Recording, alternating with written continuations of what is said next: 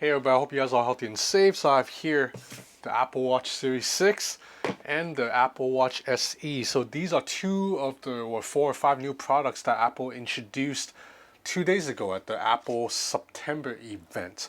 So let's go over the Apple Watch Series 6 first. This is an iterative update to the Apple Watch Series 5 with the new feature this year being that this watch has a blood oxygen sensor to check your oxygen saturation levels in your blood. This is a relatively important indicator of your overall health. Now I know a lot of you Android fanboys or anti-Apple people, you're gonna be like, Apple Watch is not new to this. The Fitbit and the Huawei watch and like, I don't know, the Garmin T7 already had the blood oxygen sensor. And you're right. Apple's never, and you're right. And you're right, but Apple's never been the first to anything. They basically take their time developing something, but when they do it, you can tell that they do it pretty well. And also, because Apple is so mainstream, it still matters to most normal people. Basically, only techies follow the new Huawei smartwatch or the new Samsung Galaxy Watch. But the Apple Watch, it's a mainstream product. Even people who don't know anything about smartphones, who can't tell RAM from storage, will care about an Apple Watch. It's the unfortunate reality of it. I mean, I don't like it, but it is what it is. And in countries like Japan and the US, the iPhones have like over a 50% penetration rate. More than 1 in every 2 people in the US or in Japan are wearing an iPhone, using AirPods, and an Apple Watch. So the fact that Apple is pushing such a health focus with the Apple Watch, it's actually a good thing overall for most people. That means now a normal person like a grandma or a little kid can have better access to health data. Now, Apple's blood oxygen sensor also differs from the other ones in that it is always on. I mean, you can turn it off if you like, but if you let it, it will always be detecting your blood oxygen level sporadically throughout a day, even if you're sleeping. So that's helpful because with many other fitness bands like the Huawei Watch GT2, you have to physically go into the setting and physically press detect my blood oxygen level to do that. So this is a little bit better because, you know, not everybody's aware that they need to check these things. And the Apple Watch is good in that it will alert you randomly. It will be like, hey man, your heartbeat is a little bit irregular. Your blood oxygen level is a little bit low. So maybe go see a doctor or go, you know, eat a little bit healthier, you fat ass. Anyway, let's finish up this unboxing. So you have here the typical Apple Watch charger. Now this watch runs on a newer chip, S6, and Apple says that the charging speed has been increased. So now you can charge from 0 to 80% in 1 hour. If you want to charge from 0 to 100, it takes about an hour and 20 minutes. This is an improvement over the previous Series 5. You notice that there is no charging brick in the packaging anymore. And again, a lot of you guys are gonna be mad and say Apple's cheap, but I actually think it's good because Apple's trying to reduce waste, which is definitely an issue. I mean, all of us, there are enough USB charging plugs in the world. We don't need any more. And this is the new band that Apple introduced. It's basically like a rubber band, but you know, Apple calls it solo loop, and there's no connection. You just wrap it around your wrist like literally a rubber band.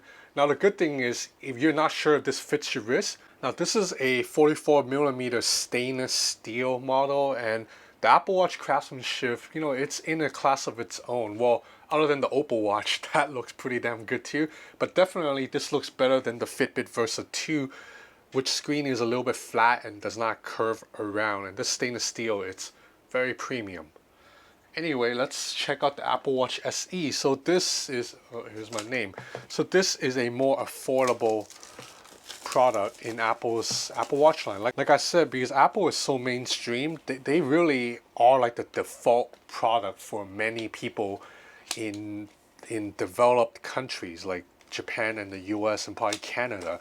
Like if you're like a mom or dad and you live in those countries and you want your kids to stay active and maybe have a tool that you can keep track of them, the Apple Watch is probably it, because you're not going to go and buy like a Xiaomi band for them if you live in Texas, right? You're going to go in the Apple store and just get an Apple Watch. So the Apple Watch SE runs on a slightly older chip, the S5 instead of the S6, but it's still plenty powerful. But The SE does not have blood oxygen tracking. It does not have that sensor, but it still has many of the other features of the Apple Watch Series 6, such as an always-on display and sensors to track how hot your elevation levels. I don't know the exact word for that. I believe it's altimeter. So that means if you're hiking or climbing stairs, it will let you know how high up off the ground you are. And of course, you still have sleep tracking, heart rate tracking, all that, as well as all of the typical Apple Watch features that, to be honest, I really love. I mean, I can't stress this enough. I am not an Apple fanboy. My default phone most of the time is an Android.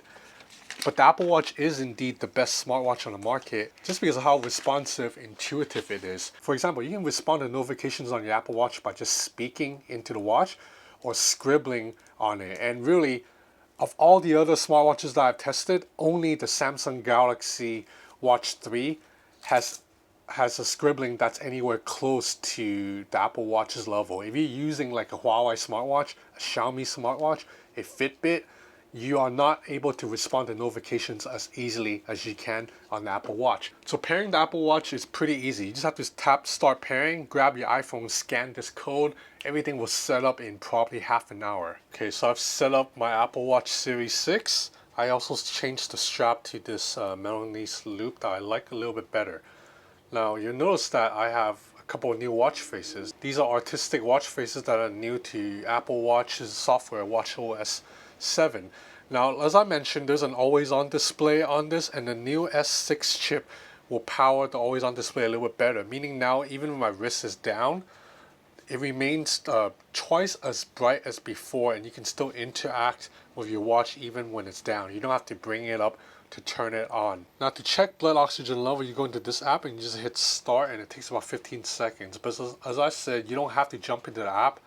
You can have it so it will check it automatically, sporadically throughout the day. So what it's doing right now is shooting infrared lights into my skin to detect the color and the density of my blood to be able to tell how much oxygen is inside.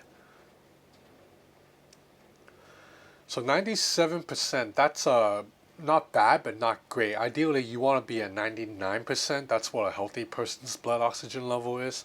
So I probably need to, improve my health a little bit. I need to drop some weight, get better sleep. Now, as I said, other watches like the Fitbit Versa 2 right here and this Huawei Watch GT2 Pro, this one can also do SpO2.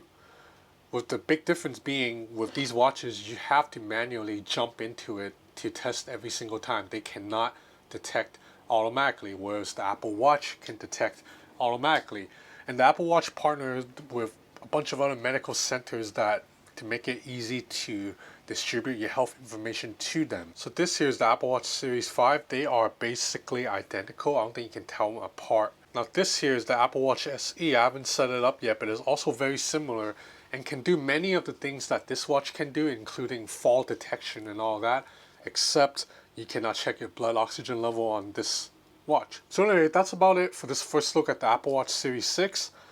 I'm going to have more on this watch. I'm going to wear it as my main watch for the next week and carry an iPhone, and I'll be back with a full review. If you're interested in more content like this, please subscribe to my channel. I have a lot of exciting gadgets on me, including this smartphone from LG. It's a 2-screen device with a swivel display. Anyway, that's it for now. Take care. Thanks for watching.